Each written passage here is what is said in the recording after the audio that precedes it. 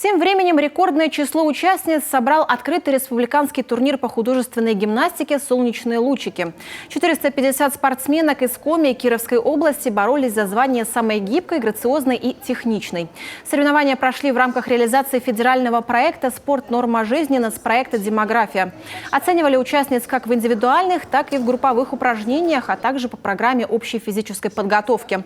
Этот год для региональной федерации по художественной гимнастике юбилейный, и в честь 15-летия участникам турнира приготовили подарок – мастер-класс члена сборной России и двукратной чемпионки мира Екатерины Селезневой. Девочки все очень стараются, горят глаза, вижу, что очень хотят научиться всему новому, что я даю. И это, конечно, всегда безумно приятно.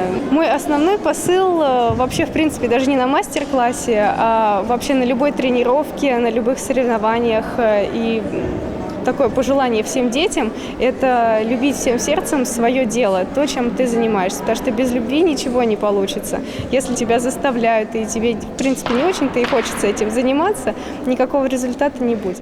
Это очень хорошая мотивация для детей, именно для их развития. Потому что они не только видят звезду, как личность, да, но Катя очень хорошо еще и показывает. Поэтому, я думаю, деткам это очень нравится. То есть они тут же сразу же пытаются повторить.